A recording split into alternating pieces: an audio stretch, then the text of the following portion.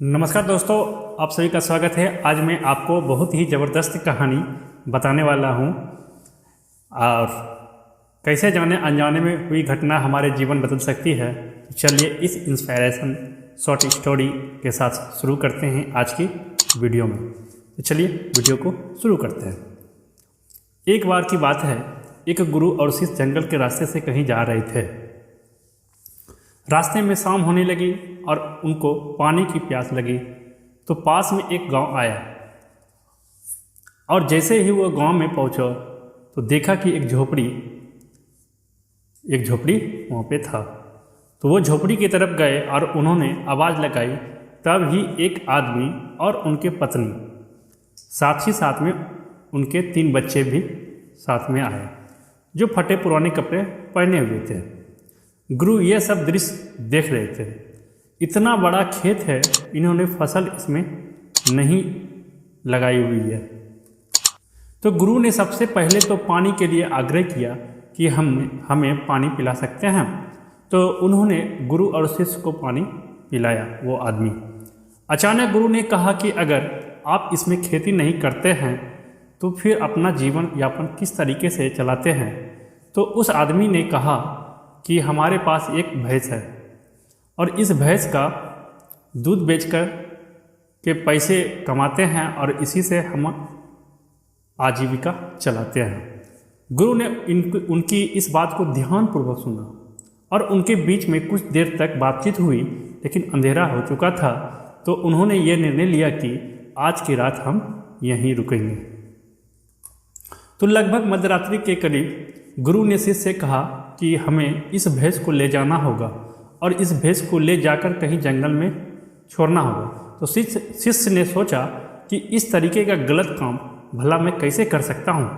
अगर मैं इस भैंस को लेकर के जाऊँगा तो ये आदमी बाद में अपना जीवन यापन कैसे करेगा। लेकिन गुरु का आदेश था, उसको करना पड़ा। वह अपने गुरु के साथ चला गया और आधी रात को गुरु और शिष्य निकल गए, लेकिन भैंस को भी अपने साथ ले आए और बहुत दूर छोड़ दिए ताकि वहाँ से भैंस वापस अपने गांव में ना आ सके। तकरीबन 10 साल बाद जब वह शिष्य भी गुरु बन चुका था और दीक्षा देने का काम भी करने लग गया था, तो उसने सोचा कि 10 साल पहले मुझसे जो गलती हुई थी, क्यों न मैं आज उस गलती को सुधार लूं और मुझे उस आदमी के पास जाना चाहिए। वह आदमी के पास जाता है, लेकिन वहां पहुंचकर वो देखता है कि खेत में फसल लहर रही है और बगीचे लगे हुए हैं। वो सोचता है कि शायद हो सकता है कि वो आदमी अपना घर बार बेचकर, अपनी ज़मीन बेचकर शहर में कहीं चला गया होगा। लेकिन तभी अचानक वो आदमी आया, उस गुरु को नमन करता है कि मैंने आपको पहचान लिया। बरसों पहले आप और आपके गुरु साथ आए थे, लेकिन उस दिन रात को अचानक पता नहीं क्या हुआ कि हमारी भैंस हमें छोड़ के चली गई और अब हमें कोई दूसरा काम करना था जिससे हमारी आजीविका पुनः सुचारू रूप से चल सके।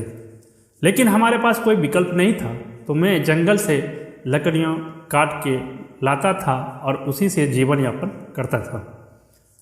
मैंने बहुत मेहनत की, आम के बगीचे लगाए। धीरे धीरे आम के बगीचे से लोग आम खरीदने लगे और धीरे धीरे मेरे आम का बगीचा बड़ा होने लगा और मुझे अच्छे खासे फल और उनसे पैसे मिलने लगे और मेरा बिजनेस बढ़ता गया, मेरा काम बढ़ता गया। अंततः ये जो आप देख रहे हैं वो 10 सालों की मेहनत का नतीजा है। तो कहानी से हमें क्या शिक्षा मिलता है कि आपके जीवन में भी कोई ऐसी भैंस है क्या?